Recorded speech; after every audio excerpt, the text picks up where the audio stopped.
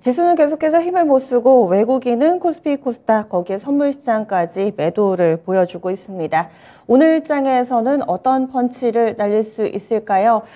기대해 볼 만한 부분이 많지 않은 가운데 일단 시작해 보겠습니다. 바로자산운용의 윤정식 기사 연결하겠습니다. 안녕하세요. 네, 안녕하세요. 네, 지금은 다들 종목군들이 하나둘씩 펀치를 맞고 오히려 쓰러지는 모습이지 펀치를 날릴 채비를 하는 종목이 많지가 않아 보입니다. 아마 고심 끝에 골라주셨을 텐데 오늘 오전장의 강펀치 어떤 쪽을 보셨어요? 네, 이 오전장에 사실 이것도 좀 맞는 부분에 좀 가까운데요. 시장 하락 심화로 잡아봤습니다. 전체적인 틀을 좀 보셨군요. 코스닥도 지금 거의 3% 육박한 낙폭이 나오고 있습니다. 하락세 아직 멈출 생각을 안 하고 있는데요. 이 부분 자세하게 분석해 주시죠. 네, 이게 희망 사항과는 좀 다르게 오늘 시장이 흘러가고 있습니다. 양 시장 모두 박스권 하단이라고 생각했던 부분을 깼습니다. 지금 아래로 좀 더 내려오는 그런 모습들이 있는데 종가 기준으로 사실 회복을 좀 해야 되는데 회복을 하지 못한다라면 시장의 하락은 좀 더 연말까지 나타날 가능성이 있거든요. 이 코스피 같은 경우는 2330선 정도가 박스권 하단이고요. 그리고 코스닥 같은 경우는 하단 오늘 깼습니다. 그러면서 700선까지도 오늘 좀 붕괴되는 그런 모습들이 나오고 있는데 코스닥의 하락이 좀 더 깊긴 하지만 코스피도 역시나도 하락이 깊은 편입니다. 이 미국 시장의 하락보다 좀 더 크게 하락하고 있고요. 그리고 이 계속적으로 좀 안 좋은 모습만 나오는데 미국 시장보다 좀 더 크게 하락했고 장 초반 대비 지금 시간이 흘러갈수록 이 시장의 하락폭은 좀 더 커지고 있는 그런 모습들이 오늘 나오고 있습니다. 외국인이 양시장 모두 매도를 하고 있는데 매도 금액이 사실은 크진 않거든요. 외국인이 코스피에서 816억 원, 코스닥에서 951억 원, 매도가 1000억 미만임에도 불구하고 하락폭은 크죠. 제가 지난번에도 말씀을 드렸는데 매수 금액이 없을 때에는 적은 매도 금액에도 시장의 낙폭이 심화될 수 있는 그런 상황들이 있는데 최근에 시장이 그런 모습을 여실히 드러내고 있고 오늘도 같은 모습이 나타나고 있습니다. 코스피 같은 경우 외국인이 816억 원 매도는 하지만 이 하락폭은 800억이 아니라 2천억 원 이상 순매도하는 그런 정도의 타격으로 지금 하락폭은 좀 나타나고 있거든요. 거래대금이 감소 추세가 지속이 되고 있는 와중에 이렇게 낙폭이 좀 커진다. 오늘 같은 경우 거래대금 좀 나올 것으로 보여집니다. 하락이 깊었기 때문에 거래대금이 늘어나는데 안 좋게 늘어나는 거죠. 상승하면서 늘어나는 게 좋은 건데 하락하면서 늘어난다. 그리고 낙폭은 좀 커진다. 이 하락 추세를 오늘 좀 보여주고 있는 상황입니다.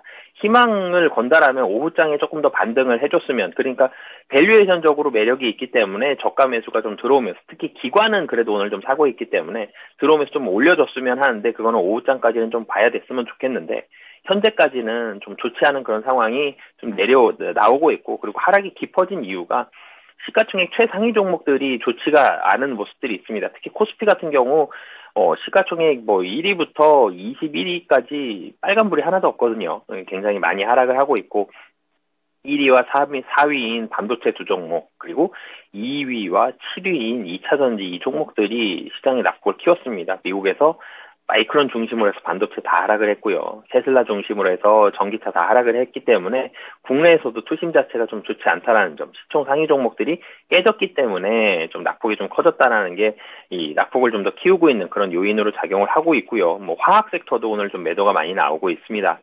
이 오전장만으로 봤을 때는 분명히 좋지 않은 상황이다라는 얘기를 드리겠고요. 박스권 하단을 깼기 때문에 근데 박스권 하단을 종가 기준으로 회복을 한다라면 박스권 하단에서 그러니까 코스피 기준으로 2330에서 횡보할 가능성이 높다. 하지만 2330 밑에서 장을 마감한다라면 다음 주에는 추가적인 하락이 나올 가능성이 높다라는 점을 염두를 해 두시고 시장을 대응하셔야 될 것 같습니다. 알겠습니다. 그래서 좀 더 하락 가능성을 열어두자 이렇게 얘기를 해주시는데 그러면은 오늘장 기대할 만한 펀치는 어떤 쪽으로 보시는지 알아보겠습니다. 오늘장에서 좀 살펴볼 만한 펀치는요. 네, 보겠습니다. 지금 보시면은 LCC 쪽, 이쪽을 좀 제시를 해주셨네요. LCC의 상승. 진에어는 어제도 좀 강세 움직임을 나타냈고, 여행 항공 섹터, 그리고 중국발 모멘텀 받는 쪽, 리오프닝, 이쪽으로는 강세 움직임이 그래도 조금씩 이어지고 있는 모습입니다. LCC, 지금 사도 좋을지 여기에 대한 의견 주시죠. 네, LCC는 사실은 뭐 이 시간에도 그렇고 뭐 연결고리 시간에도 그렇고 많이 말씀을 드렸던 것 같습니다. 확실히 좋은 종목 찾기가 굉장히 어려운데요. 그러니까 최근에 분위기 좋은 거는 찾을 수 있죠. 중국 관련된 종목들 분위기가 좋은데 확실히 실적이 지금 당장 좋고 내년도 좋고 중국 관련해서도 좋고 다 겹치는 교집합 찾는다라면 LCC밖에 안 남는 것 같습니다. 오늘도 정말 많이 하락을 하고 있는데요. 그럼에도 불구하고 상승하는 종목 찾는다라면 LCC가 거의 유일한 것 같습니다. 섹터를 찾았을 때는. 티웨이 항공, 에어부산, 거기다가 진에어까지 오늘 LCC 대표 3인방, 제주항공도 마찬가지고요. 대표적인 이 네 종목 모두 다 상승을 하고 있고요. 상승에 대한 이유는 좀 전에도 말씀드렸지만 최근에는 중국 모멘텀이 살아났죠. 일본이 살아나면서 LCC 실적이 정말 드라마틱하게 턴어라운드 했고요. 그리고 두 번째로는 중국이 살아나면서 주가가 수직 상승하는 최근에 그런 모습들이 나오고 있습니다. 실적은 굉장히 좋고요. 진에어는 4분기 흑자 전환이 확실하고 그 외의 종목들도 4분기가 거의 DEP 수준을 맞추거나 흑자 전환 그 외의 종목들도 기대할 수 있을 만큼 시장의 예상을 훌쩍 뛰어넘는 흑자 전환 속도를 보여주고 있습니다.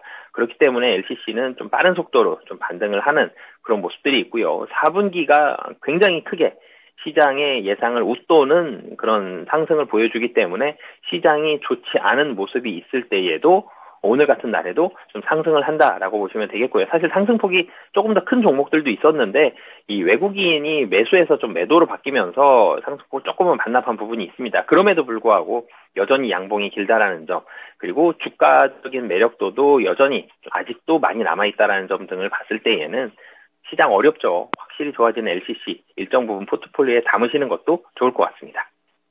그래서 LCC 관련된 기업들은 괜찮다. 만약에 지금 신규 접근 가능하다고 말씀을 해주셨으니까 바닥에서 잡아서 수익 구간이신 분들도 일찍 챙길 필요는 없고 좀 더 그럼 홀딩하면서 수익률을 더 키워가는 그런 전략이라고 보시는 거죠?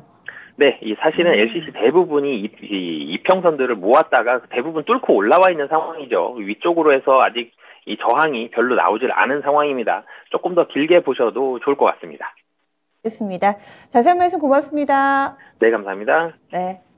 지금까지 키워드 원투펀치 바로 자산운용의 윤정식 이사 함께했습니다.